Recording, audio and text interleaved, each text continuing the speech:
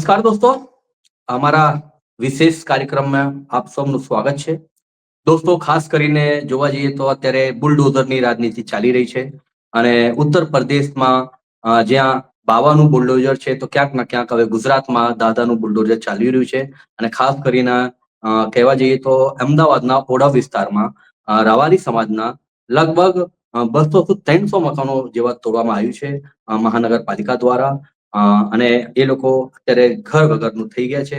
તો આપણી સાથે જોડાઈ રહ્યા છે સ્થાનિક ઈશ્વરભાઈ. ઈશ્વરભાઈ, પહેલા તો અમારા મંચ ઉપર આપનું સ્વાગત છે. નમસ્કાર. ઈશ્વરભાઈ, શું કહેશો આજે મહાનગરપાલિકા દ્વારા જે આપનું મકાન તોડવામાં આવ્યું છે, શું કહેશો? સાહેબ, આ મહાનગરપાલિકા હવે આપણી છે અત્યારે તો તાનાશાહીની જેમ વર્તન કરી રહી છે. યુપીમાં બાબાનું અને ગુજરાતમાં દાદાનું બુલડોઝર ચાલી રહ્યું છે, પણ અમારું જે બુલડોઝર ચાલ્યું એમાં સાહેબ અમને બહુ અન્યાય કર્યો. અમને બિલકુલ બી સમય આપ્યો નથી.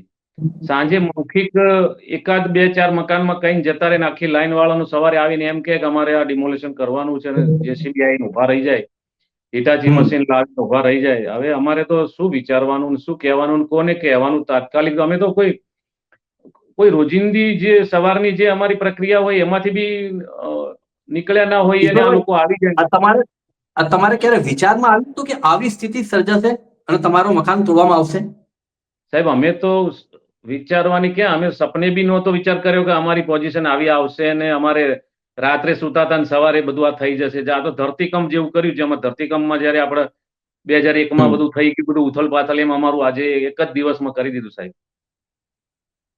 આનું પાછળ લાગે છે કઈ ષડયંત્ર છે? શું રાજકીય એવું લાગે છે આપનું? કિન્નાખોરીની સ્થિતિના કારણે આ થયું છે એવું લાગે છે? 100% કિન્નાખોરીથી જ થયું છે ને સાહેબ. અમને કોઈ જાણ નથી. એ વાત બરાબર છે, પણ કિન્નાખોરી છે તો પણ આપ લોકો તો ભાજપના વોટર છો. આખું ગઢ ત્યાં ભાજપનું છે, તમે વોટ પણ ભાજપના કરો છો, તે છતાં પણ આવું થયું? હા, એ અમારા માટે બી આ ચિંતાનો વિષય ને આમાં કંઈક અંદર ઉતરવાનો વિષય છે, પણ અમારું મગજ જ કામ નથી કરતું. હવે તો અમે તો હેંગ થઈ ગયું છે ફોનની જેમ કે આ તાત્કાલિક શું કર્યું આ લોકોએ. અમને કોઈ ન જાણ ન સુદ્ધા, કશું નહીં, કઈ નહીં. અમારા સ્થાનિક નેતાઓ નથી અમને સાથ આપતા અને સ્થાનિક કોર્પોરેટર, સ્થાનિક ધારાસભ્ય કોઈ અમારી વાત સાંભળતા નથી. એટલે કઈ રીતનું જાણે અમે તો તાત્કાલિક જાણે કે પાકિસ્તાનમાં અથવા બાંગ્લાદેશમાંથી અહીંયા ઘૂસી ગયા હોય એ રીતનું અમને આ લોકોએ સર્ચ ઓપરેશન હાથ કરીને બીજા દિવસે બધું ટોટલી ધ્વંસ કરી દીધું સાહેબ. વિડીયો વાયરલમાં અને કેટલા લોકો એવે જ કહેતા હતા કે પેલા બધા બાંગ્લાદેશથી આવ્યા છે અને ઘૂસણખોરી કરી છે. પણ તમે તો કહો છો આટલા વર્ષોથી રહો છો, આપે ટેક્સ પણ ભરો છો અને બધું ડોક્યુમેન્ટ, તે છતાં પણ આવું? તમે રજૂઆત કરી? આપણે જે ધારાસભ્ય છે, જે કેબિનેટ મિનિસ્ટર છે અત્યારે, જગદીશભાઈ? સાહેબ, અમારા સાહેબ છે, પણ એ હમણાંથી 20 દિવસથી તમને દેખાતા જ નથી ને કઈ દુનિયામાં છે જ ખબર નથી. અમારા કોર્પોરેટર કોઈ અમને વોટ ફોન લેવા માટે ઉપાડતા આવી નથી. જાય છે, વોટ લેવા માટે નેતા આવી જાય છે. અત્યારે તમને તમારા લોકોનો તકલીફોનો સામનો કરવો પડી રહ્યો છે, અત્યારે જોવા મળતા નથી. બિલકુલ મળતા નથી. અમારી કોઈ જે બી બિચારા તકલીફ વાળા છે એમને કઈ મળતું જ નથી. શું કરવાનું હવે? જવું ક્યાં? તો અમારે કોને કહેવાનું? આની પાછળ શું ખીચડી પાકી રહી છે? શું ષડયંત્ર છે? હવે એ સંશોધનનો વિષય છે વિજ્ઞાન માટે. અમારે તો મગજ જ કામ નથી કરતું, કેમ કે લોકો પહેલા અમને ડરાવતા હતા કે ભાઈ, ઘણી જગ્યાએ મેં છાપામાં બી ક્લિપો વાંચેલી કે હવે ભાજપના નેતાઓનો આમ રબારી વસાહતો જે પૂર્વની છે એના ઉપર ડોળો છે. હવે ડોળો એટલે શું સમજવું એ અમને ખબર નથી પડતી સાહેબ. અત્યારે આમ આદમી પાર્ટીના 2 દિવસ પહેલા અગાઉ પ્રદેશ અધ્યક્ષ ઈસુદાન ગઢવી આવ્યા હતા. આજે પણ શક્તિસિંહ ગોહિલ જે રાજ્યસભા સાંસદ છે અને કોંગ્રેસના પ્રદેશ અધ્યક્ષ છે. શું અપેક્ષા છે આપ લોકોને અને શું આશ્વાસન આપ્યું છે આપને? અમારા આપના નેતા ઈસુદાનભાઈ ગઢવી આયા એ વખત અમારા માલધારી પ્રતિનિધિ તરીકે આવ્યા હતા, પણ છતાં એમણે અમને વચન એ વખતે આપ્યું હતું સાહેબ કે જો અમારી સરકાર 27માં આવશે તો અમે આ જે ઘર પાડ્યા છે બધાને અમે નવા ઘર આપીશું. પણ અત્યારે 2027માં સરકાર આવશે એ તો બરાબર છે, હજુ તો 2 વર્ષ છે. પણ અત્યારે આપે લોકો શું કરશો? ક્યાં જશો? હા, એ એમણે કહ્યું કે આપણે એક માલધારી સેલ આખો એક એમ કે કેમ્પેન ચલાવીએ ફેસબુક ઉપર, ટ્વિટર ઉપર, બધે એમ કે ઓનલાઈન બધા થઈ અને આપણે સરકારને જડબાતોડ આપણે જવાબ આપીએ અને બધા એક થઈ અને જ્યાં જરૂર પડે ત્યાં ધરણા, પ્રદર્શન બધું એમ કે આપણે એક સામાજિક નેજા હેઠળ આપણે કરવાના છીએ. એ રીતનું ગણતરી એમની છે. અને કોર્ટમાં હમ. બી જ્યાં બી હાઈકોર્ટમાં આપણે ન્યાયપાલિકા પર આપણને આશા છે કે ન્યાય મળશે તો હાઈકોર્ટમાં જઈશું ને ત્યાંથી કદાચ નિરાશ થઈશું તો સુપ્રીમ કોર્ટમાં જવાની પણ તૈયારી અમારી છે. એ રીતનું અમારું સંગઠન કામ કરશે. આપ લોકો મળીને ત્યાં મુખ્યમંત્રી પાસે રજૂઆત કરી છે, કેમ કે આપણું સમાજ આખા ગુજરાતમાં રહે છે અને મોટા સમાજ તરીકે અને સંખ્યાબળમાં અને વોટ તમે અત્યારે સુધી બીજેપીના તમારા મુજબ વોટર્સ છો, તે છતાં પણ તમારી રજૂઆત નહીં સાંભળતો તો હવે શું કરશો આપે? શું હવે આપની પાસે રસ્તો રહ્યો? હવે સીએમ સાહેબ પાસે અમારી રજૂઆત હજુ સુધી પહોંચી છે કે નથી પહોંચી એ બી અમને ખબર નથી. અમારા ધારાસભ્યશ્રી પાસે પહોંચી ગઈ છે. એમને જી. અમારા નેતાઓને કોણીએ ગોળ ચોંટાડીને સાંત્વના આપી છે કે બધું બરાબર થઈ જશે, મને થોડોક ટાઈમ આપો. પણ ઈ તમારા કોણ? જે બી એ તો કોણ છે નેતા? એ નેતા કોણ છે આપના?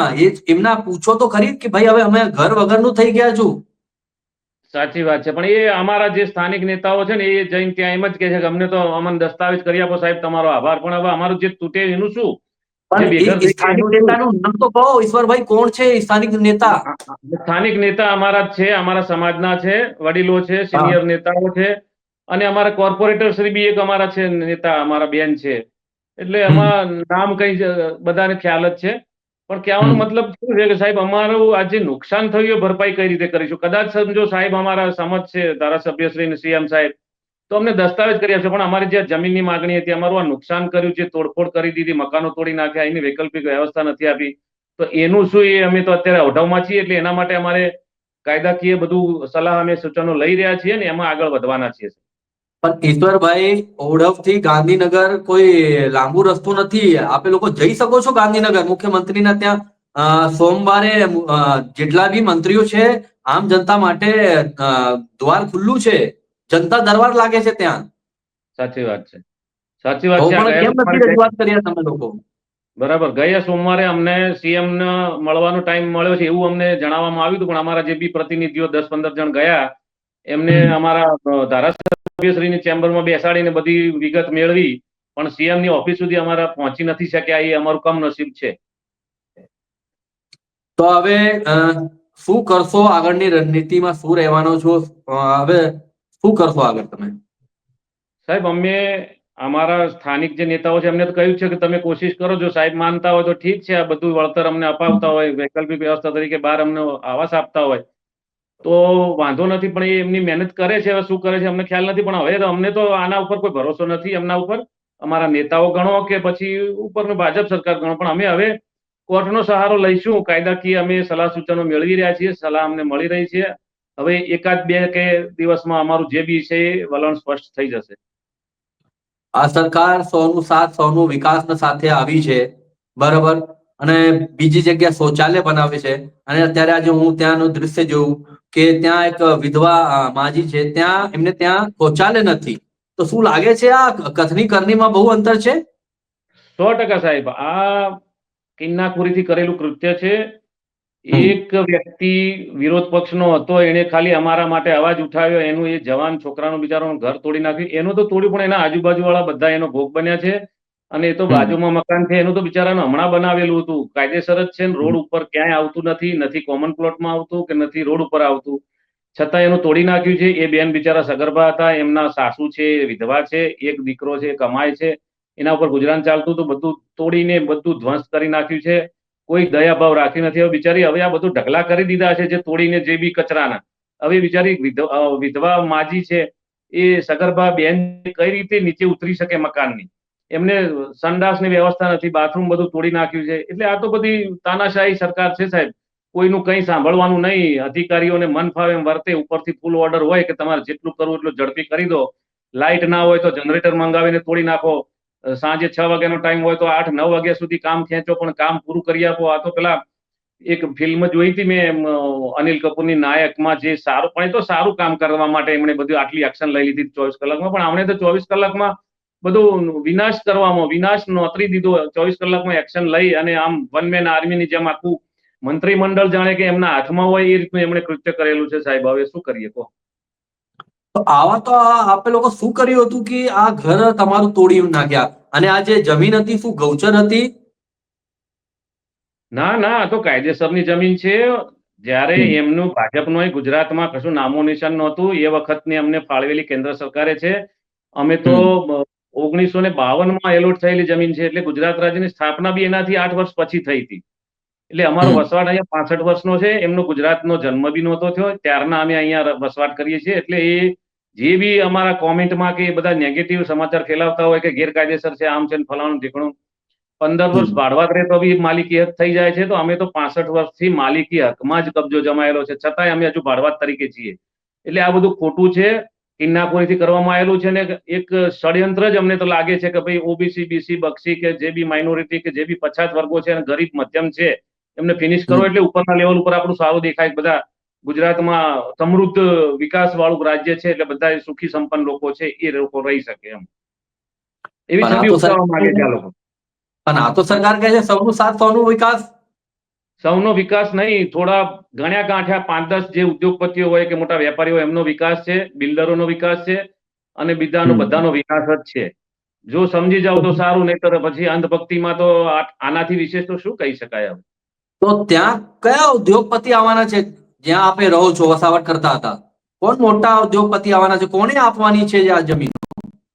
અરે સાહેબ, હવે તો અમારે તો બધી લોકવાયકાઓ ઘણી આવી છે કે કોઈ આમ કે છે ને કોઈ આટલા કરોડમાં આનો સોદો થઈ ગયો ને આટલા કરોડોમાં થઈ ગયો ને, એ બધી હમ. વાતો છે. પણ હવે એમાં જ્યાં સુધી આપણને પરફેક્ટ સમાચાર ના મળે ત્યાં સુધી કહેવું મુશ્કેલ છે. પણ હજુ મને તો એક જણે આજની તારીખમાં એવું સમાચાર આપ્યા સાહેબ કે જ્યારે હમ. જાપાનનું આપણું મંત્રીમંડળ કંઈક ગયું હતું વાટાઘાટો કરવા કંઈક વેપાર વિશે, તો એમની હમ. ત્યાંની એક મોટી કંપની અહીંયા આવવાની છે. એના અનુસંધાને આ બધું કાર્ય ચાલી રહ્યું છે એવું સાંભળવા મળ્યું છે. લોકવાયકા એવી છે સાહેબ. હવે આ તો હમ. બિલ્ડરો છે, વેપારી માણસો છે સાહેબ. કદાચ તમને ખબર છે, હમણાં એક ડિબેટ, એક વિડીયો મેં જોયો હતો, કરતો હતો આપણો સીએમ નું કંઈક, જીઆઈડીસી ની અધ્યક્ષ, બધાની મંત્રીઓની હમ. અધ્યક્ષતામાં વાતો કરતા હતા. એમાં સીએમ ખુદ એમ કહે છે કે આપણે તો વેપારી માણસ કહેવાય, હવે જંત્રીનો ભાવ વધવાનો છે, તમે જલ્દી કરો, વેપારી તમે કેમ બેસી રહ્યા છો, જલ્દી આનો હમ. કંઈક નિવેડો લાવો અને લઈ લો, બધું કાગળ બાગળ બધું ક્લિયર હમ. કરાવી દો, આપણે તો વેપારી માણસ કહેવાય. એટલે કહેવાનો મતલબ ક્યાંક ને ક્યાંક બધું સાંઠગાંઠ ને બિલ્ડરો અને બધા વેપારી માણસોનું કંઈક ક્યાંક તો રંધાઈ રહ્યું છે એવું અમને શક પડ્યો છે સાહેબ. ઈશ્વરભાઈ, કેટલા લોકોનો હજુ સુધી મકાન તોડવામાં આવ્યું છે ને, અને જેના મકાન તોડવામાં આવ્યા છે એ લોકો અત્યારે ક્યાં રહી રહ્યા છે? લગભગ 400 થી 500 ની કોઈ કાચી રૂમ, કોઈ પાકી રૂમ, મકાનો 2-2 માળના, 3-3 માળના તોડી નાખવામાં આવ્યા છે. બધા હમ. બિચારા એકબીજાના સંબંધી સ્નેહીના ત્યાં આશરો લઈ રહ્યા છે. પહેલા તો અઠવાડિયું તો અફરાતફરીમાં અમે તો લગભગ 8 દિવસ તો અમે આ ડરમાં, હમ. મંદિરમાં અને આજુબાજુમાં જે બી વ્યવસ્થિત લોકો બિચારા રહી રહ્યા હતા એમના ત્યાં અમે સમય પસાર કર્યો છે. હવે તો બધા ભાડાથી રહેવા જતા રહ્યા બહાર. અને અમારી મુશ્કેલી તો હમ. એવી બી છે કે સારી સોસાયટીમાં અમને કોઈ ભાડેથી મકાન નથી આપતું, વેચાણ તો આપતું જ નથી, પણ ભાડેથી બી કોઈ આપવા તૈયાર નથી.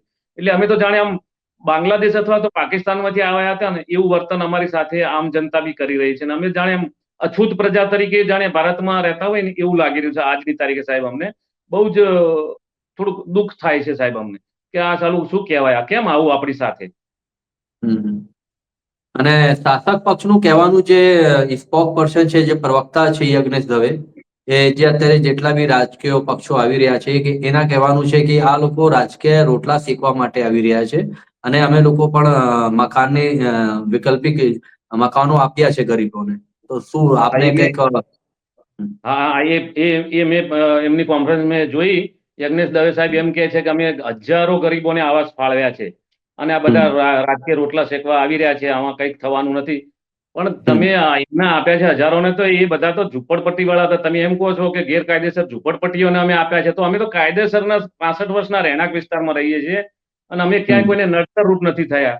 અમારી ગાયો નડતર રૂપ થતી હતી એને તમે કાઢી નાખી, અમારા ગૌચર નડતર રૂપ થતા હતા એમાં તમે બધું કાયદેસર કરીને વેચી મારો બિલ્ડરો અને ટોકનના ભાવે. એ કઈ નહીં, અમને કોઈ કહીશું કઈ વળતર નહીં. હવે આ તોડી નાખ્યું રાતોરાત, એમાં બી તમે ક્યાં અમને વૈકલ્પિક વ્યવસ્થા આપી છે? અમને ફાળવો, અમને ફ્લેટ ફાળવો, અમારી રૂમની સામે રૂમ આપો, મકાનની સામે મકાન આપો, તો કહેવાય કે યજ્ઞેશભાઈ દવે જે બોલ્યા તે ભાજપની કરણી ને કરની સાચી છે એમ. આ સરકાર તો ગાયના નામે આવી છે, ગાયના માટે બચાવવા માટે હવે કહો છો કે ગાયના ભગાવવામાં આવ્યું છે, અને હવે તમારા લોકોને ઘરના ભેગા કરવામાં આવ્યું છે, શું કહેશો? સાહેબ, ગાયને તો આ એક ટાર્ગેટ બનાવવામાં આવી રહી છે. મને તો એમ લાગે છે કે આ સરકારની હવે પડતીની શરૂઆત ગાયના લીધે જ થઈ છે સાહેબ. જે એવું છે. સમજતા હશે મારી વાતને, જેને બી ખ્યાલ આવતો હશે એ સમજી જશે, સાંજમાં તો સમજી જ જશે મને એવું લાગે છે. કેમ કે ગાયને અહીંથી કાઢવામાં, સિટીમાંથી, શહેરોમાંથી, ગામડાઓમાંથી ગાયને કાઢવામાં આ સરકારે કંઈ કચાશ રાખી નથી, કોઈને રહેવા દીધા નથી, ઘરોમાં બાંધેલી ગાયો લઈ ગયા છે. અમને તો ગૌચરમાં બી ગાયો ચરાવવા ના દીધી. હવે શહેરમાં અમે આવી ગયા. અમે તો ગ્રામ પંચાયતમાં હતા પહેલા, પણ હવે શહેરમાં આવી ગયા. હવે શહેરમાં એમને નડતર થાય, અહીંથી બી કાઢી દીધી. ઘરમાં આવીને ખોલીને લઈ જાય છે. લેડીઝોને ધક્કા મારીને ગાયો લઈ ગયા. હવે રહેવા નથી દીધી. પણ એ જે બી ગાયો લઈ ગયા, ત્યાં વાડામાં 400 ગાય પૂરવાની જ્યાં ક્ષમતા હતી, ત્યાં 4,000 ગાયો પૂરી, અને ગાયોમાં જે ઘર્ષણ પેદા થયું, જે ધક્કા થઈ, એમાં એ ગાયો મરી ગઈ. એમના હાડપિંજર અમારા જે ગૌ સેવકો હતા એમણે એકઠા કર્યા હતા, અને બહુ હોબાળો થયો હતો. પણ સરકારનું પેટનું પાણી બી નથી હલતું. પણ એમની આતરડી હવે મારશે એવું અમને અણસાર આવી રહ્યો છે કે હવે આ જે ગાય વિરોધી સરકાર છે, ગાય વિરોધી બધું કરી રહી છે, એની હવે પડતેની શરૂઆત સાહેબ અમને લાગે છે હવે. એટલે આમાં કુદરત બી અમને સાથ આપશે, અમારી માતાજી પણ અમને સાથ આપશે સાહેબ. હવે ઈશ્વરભાઈ, આપની શું રણનીતિ રહેવાની છે આવા ટાઈમે? અત્યારે તમે જોઈ રહ્યા છો, સ્થાનિક સ્વરાજની ચૂંટણી પણ આવવાની છે, અત્યારે ગ્રામ પંચાયતોની પણ ચૂંટણી છે. તો શું તમારા સમાજથી કહેશો, અને શું આ ચૂંટણીની અંદર શું ઇફેક્ટ પડવાની છે આપનું સાહેબ, સમાજનો દ્વારા? અમારા સમાજ માલધારી એકતા અમે હવે બતાવવા જઈ રહ્યા છીએ. ટૂંક સમયમાં અમે રણનીતિ બનાવીશું, અને ઠેર ઠેર પ્રદર્શનો કરી અને દરેક ગામમાં અમારો સંદેશો પહોંચે, અમારી લાગણી ત્યાં પહોંચે, અને અમારી જે બી આ લાગણી દુભાઈ છે એને ત્યાં અમે બતાવવાની કોશિશ કરશું, અને દરેકને જાગૃત કરશું કે હવે જાગો, હવે બહુ થઈ ગયું, હવે સુઈ રહીશું તો આપણું અસ્તિત્વ મટી જશે. એટલે અમારી કોશિશ એ જ રહેશે કે અમે એકતા દર્શાવીશું, અને આ સ્થાનિક સ્વરાજની ચૂંટણીમાં એની અસર 100% પડશે ને પડશે.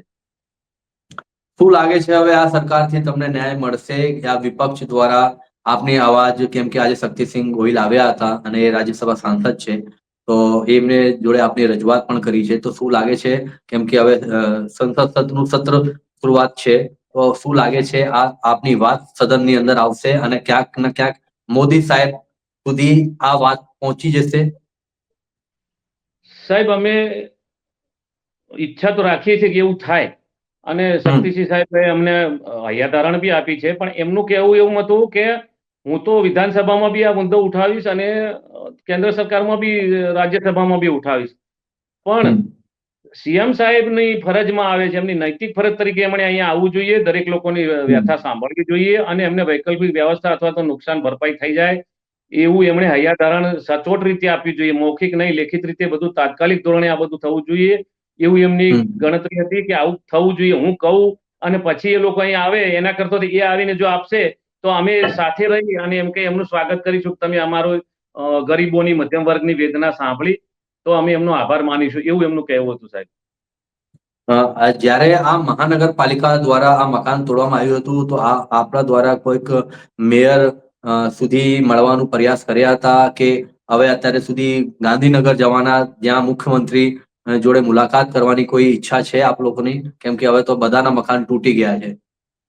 સાહેબ, હવે તો એમણે જે કરવાનું તો કરી દીધું, છતાંય અમે, અમારા સ્થાનિક નેતાઓ એમ કહે છે કે આપણે આવતા સોમવારે પાછા મળવા જવાનું છે, એવી કોણીએ ગોળ ચોંટાડેલો છે ધારાસભ્યશ્રીએ.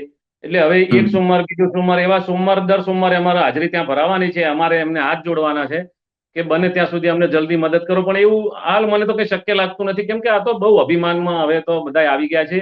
વન મેન આર્મી તરીકે સરકાર ચલાવી રહ્યા છે. કદાચ મને તો એવું લાગે છે કે મંત્રીમંડળમાં બી ખબર નહીં હોય ને આ કઈ રીતે આ ડિમોલેશનનો ઓર્ડર કઈ રીતે પાસ થયો અને કોના કહેવાથી થયો એ બી કદાચ સીએમ સાહેબને ખબર ના હોય, એવું બી બની શકે. પણ અમારી લાગણી પહોંચાડવાની ગણતરી છે, પણ એ મને તો નથી લાગતું. અમે એમની પાસે બહુ આશા રાખીએ એ બી નકામું છે, કેમ કે અમને અમારી ફાઇલ શહેરી વિકાસ મંત્રાલયમાં સાહેબ પડેલી છે માગણીની. એ ફાઇલ પડી છે, છતાંય અમને જાણ બહાર અંધારામાં રાખીને તાત્કાલિક ડિમોલેશન હાથ ધર્યું. એટલે હવે એમની શું મનસા છે એ તો હવે એક ચર્ચાનો વિષય છે અને એક સંશોધનનો વિષય છે સાહેબ. અત્યારે આપ કહી રહ્યા છો કે અમે બધા મળીને બધા ગામડામાં જઈને એક અભિયાન ચલાવીશું, તો ક્યારથી આ ચાલુ થશે અને કેટલા લોકો જોડાશે એ અમને થોડુંક જણાવો. અમારા ટોટલ માલધારી સમાજ, જેમાં અમે રબારી, ભરવાડ, આહિર, ચારણ, આ બધી અમારી કોમોને અમે સાથે લઈશું. અને માલધારી એકતા સેલ જે બને એ રીતનું અમે આયોજન કરી રહ્યા છીએ. એમાં ચર્ચા વિચારણા ચાલી રહી છે. બહુ જલ્દી એમાં અમારો રાજકીય જે અમારા પક્ષો, વિપક્ષ છે, કોંગ્રેસ છે કે આમ આદમી પાર્ટી છે, બધા એમાં સહયોગ આપશે. પણ અમારા માલધારી એકતા સંગઠનના નેજા હેઠળ, એ કોઈ રાજકીય પક્ષ તરીકે નહીં. એવું કંઈક કરવાનું અમે વિચારી રહ્યા છે. અમારી ચર્ચા વિચારણા ચાલી રહી છે. એ બહુ જલ્દી એનો અમે અમલ કરવા જઈશું અને સ્થાનિક સ્વરાજ્યમાં એની અસર પડે અને આ આંધળી સરકારની આંખો ખુલે એવી કોશિશ અમારી રહેશે.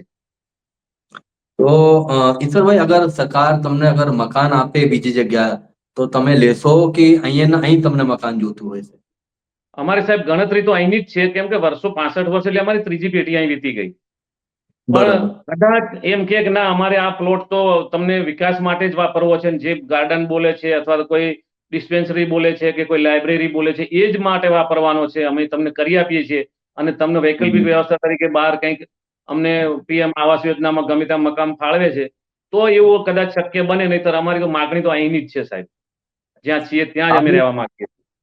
આપનું સમાજ તરફથી શું સમર્થન મળી રહ્યું છે આપને આખા ગુજરાતમાં? કેમ કે હવે તો આ વિડીયો વાયરલ થયું છે સોશિયલ મીડિયાથી લઈને હવે મેઇન સ્ટ્રીમ મીડિયા પણ આજે આવ્યું હતું. અત્યાર સુધી તો સોશિયલ મીડિયા ઉપર જ ચાલી રહ્યું હતું, પણ આજે બરાબર. મેઇન સ્ટ્રીમ મીડિયા પણ આવી છે. તો શું સમાજ દ્વારા તમને શું સમર્થન મળી રહ્યો છે એ જણાવશો?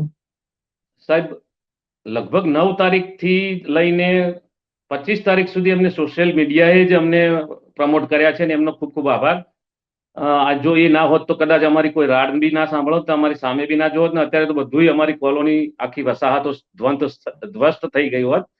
પણ સોશિયલ મીડિયાનો ખૂબ ખૂબ આભાર. અને આ મોટા નેતાઓ આવવાથી અમને એ ફાયદો થયો, ચલો એ આવ્યા એટલે આ જે રાષ્ટ્રીય ચેનલો છે એ બી અમારી દરકાર લેતી થઈ. અમારો અવાજ એ પૂરા ગુજરાત અને પૂરા ભારતમાં કદાચ બીબીસી આવી ગયું એટલે અમારે તો પૂરા હિન્દુસ્તાનમાં અમારો અવાજ પહોંચશે એવું અમને આશા છે. પણ આ અમારે બહુ એટલું બધું પેલું નથી, પણ મીડિયાનો આભાર. મોટા મીડિયા તો હવે નથી કહેતા પેલું એક ગોદી મીડિયા તરીકે ચાલતું હોય છે, એ તો હતું, પણ હવે આવી ગયું છે. જો અમને પ્રમોટ કરે ને અમારી વેદના પહોંચાડે તો એમનો ખૂબ ખૂબ આભાર સાહેબ. તો શું લાગી રહ્યું છે ઈશ્વરભાઈ, હવે કઈ ઉમ્મીદ છે, ન્યાય મળશે હવે?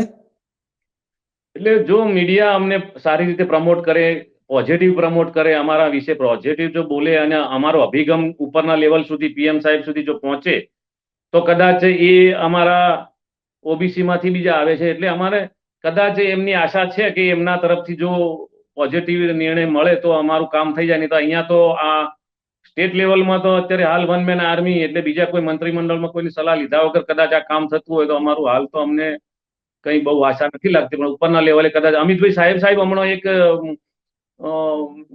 છાપામાં મેં વાંચ્યું હતું કે અમિતભાઈ સાહેબ આવ્યા, એમણે દિલ્હીમાં કોન્ફરન્સ કરીને કીધું હતું કે દિલ્હીમાં 1700 ગેરકાયદેસર વસાહતો છે એને અમે ભાજપની સરકાર આવશે તો કાયદેસર કરી આપશું.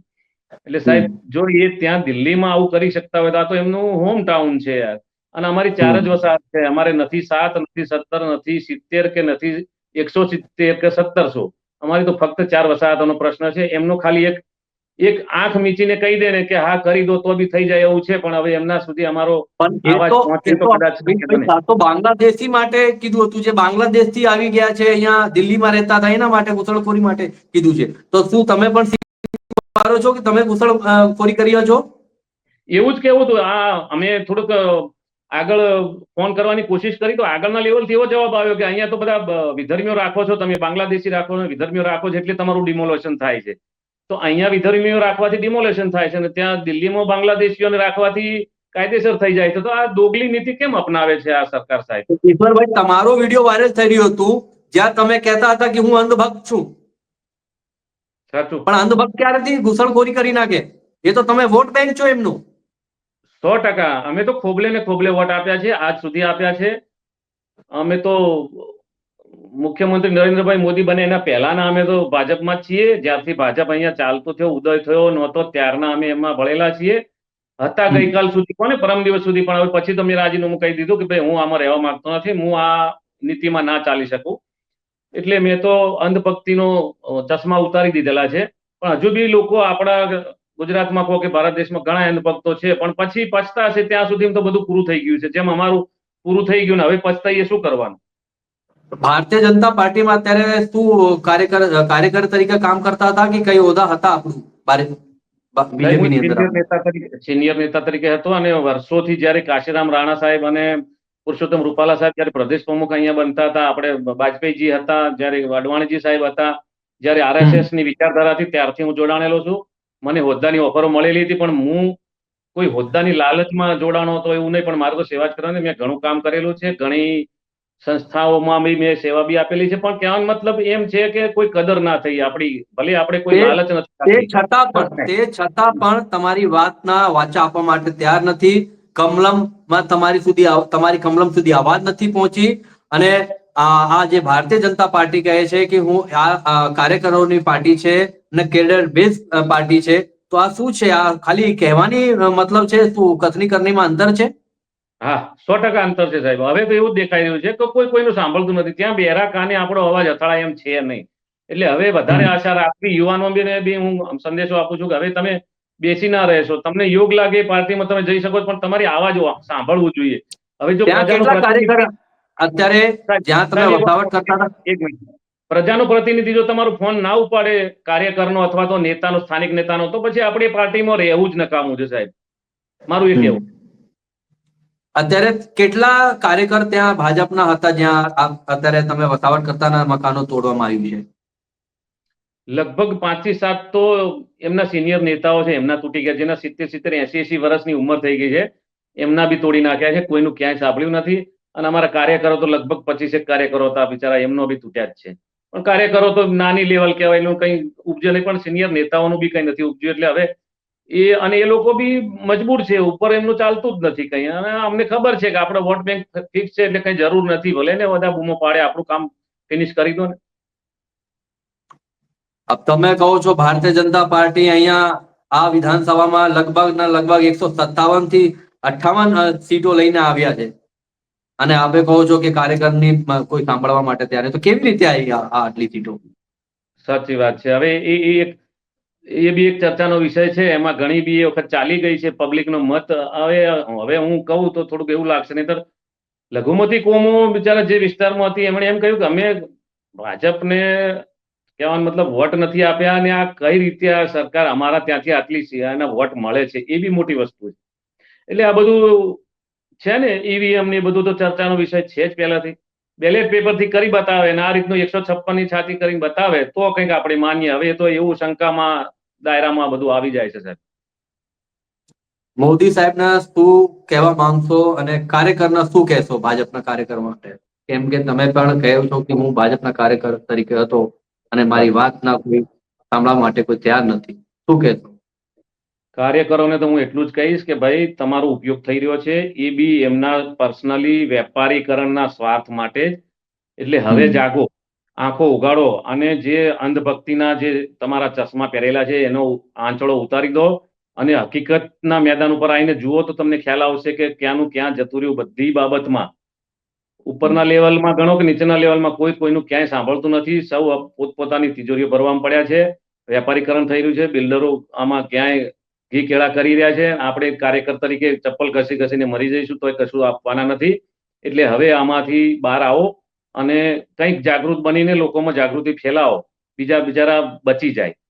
અને મોદી સાહેબની અપેક્ષા અમને એવી છે કે જો સાહેબ અમારું અવાજ ત્યાં સુધી જાય ને જો અમારું સાંભળતા હોય, કેમ કે અહીંયા હતા એટલે કહીને ગયા હતા કે હું ત્યાં બેસીશ તો પણ મારી ધ્યાન તો અહીંયા રહેશે ગુજરાતમાં, બધું હું જ સંભાળીશ. પણ હવે કઈ રીતનું કેમ એમના સુધી અમારો અવાજ નથી પહોંચતો એ બી અમને ખબર નથી પડતી, કે પહોંચવા દેવામાં આવતો નથી એવું લાગે છે. એ આમ જો સાચા હૃદયથી જો વિચારશે એક સારી વિચારસરણી વિકાસની, અને અમારા ગરીબોની ને મધ્યમ વર્ગનું પણ વિચારશે તો કદાચ અમને સારી એવી આશા સેવાઈ રહી છે. પણ હવે તો શું ખબર, હવે આ તો રાજકારણ છે સાહેબ. ઈશ્વરભાઈ, આપનો આભાર. આપે સમય આપ્યા અમને, એના બદલ ખૂબ ખૂબ આપનો આભાર.